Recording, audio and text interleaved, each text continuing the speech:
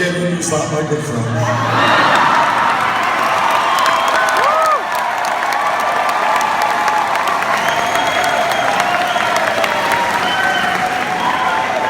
In fact, I never even went to one of his weddings, you know, just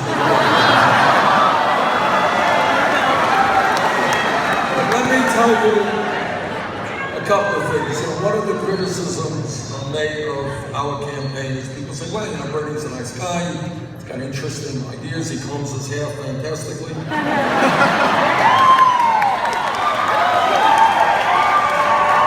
but despite that, he can never win a general election against the Republicans. Let me just tell you this. In virtually every poll that has come out in the last several months, we defeat Donald Trump, and we defeat him big time.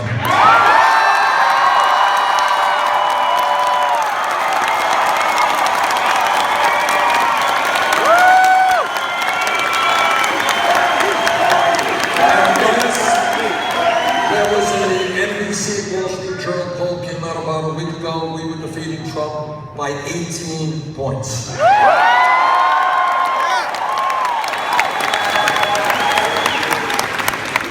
You don't know me that well, but if you did, what you would know is I've never run a negative TV ad in my life. I don't go around, I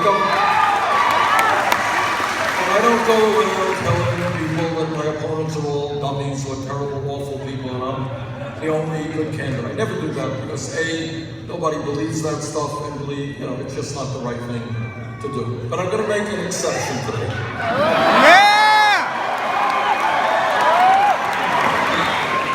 I think it is important to talk about Donald Trump, who stands, we think, a reasonable chance of becoming the Republican nominee. And I'm going to tell you why I think Trump will never be elected president of the United States.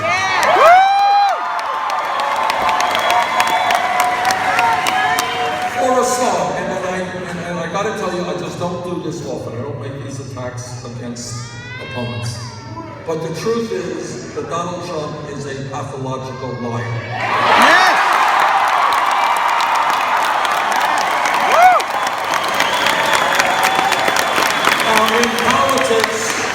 In politics, it is important to understand.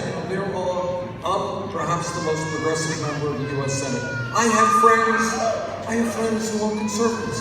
They believe what they believe. Doesn't mean to say they are liars. They believe what they believe. That's called democracy. But this is what Politico is, a newspaper in D.C. And this is what they said. They said that Trump, and I quote, made more than 6 statements deemed mischaracterizations, exaggerations, or simply false, equating to roughly 1 misstatement every 5 minutes on average. There is another group out there, it's called PolitiFact, and their job is to check up on politicians. And they're not always right, by the way, but this is their job. Is a politician saying something that's accurate or not? PolitiFact looked at 112 statements made by Donald Trump. They rated 78% of these statements false, mostly false, or what they call pants on fire. Really, really big ones. Yeah.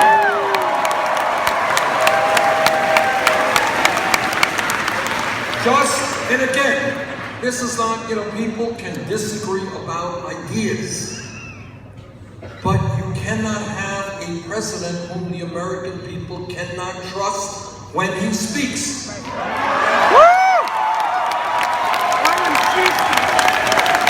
Let me just give you a few examples, and we can go on for many hours. I'm going to make it short. A few examples of some of the outrageous lies that Trump has stated.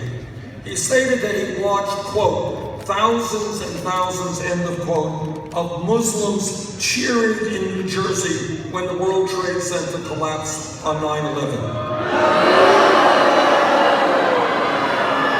Well, he saw it on television. The only problem is nobody else in America saw it on television. Thus, it never was on television. It is a lie.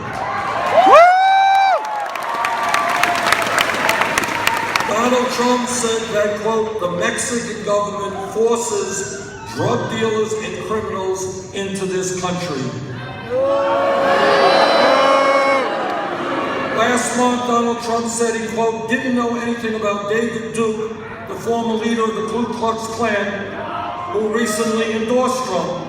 PolitiFact rated that a pants on fire lie. Trump has criticized Duke's racist views at least 4 times in the past. Of course he knew David Duke. 2011, Trump claimed that President Obama's grandmother said he was born in Kenya. That's a lie. President Obama's grandmother said that he was born in Hawaii. On and on it goes. But it goes beyond that. The truth is that the American people will not elect a president who insults Mexicans and all of Latin America.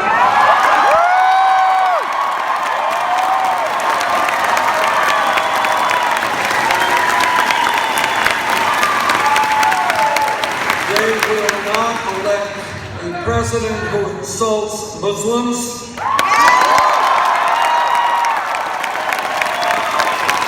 They will not elect a president who insults women.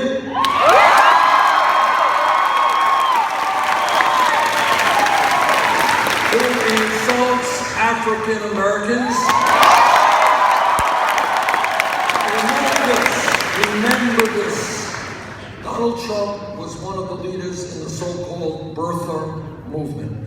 And that was a very, very vicious and dangerous movement, because what it was not saying we disagree with Obama.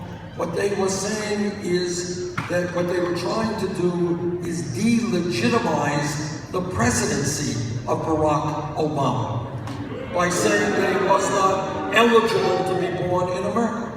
And that is an awful and dangerous thing to do. Now, I have found it very interesting on the campaign trail. You know, the president's father was born in Kenya. My father was born in Poland. Nobody has asked me for my birth certificate.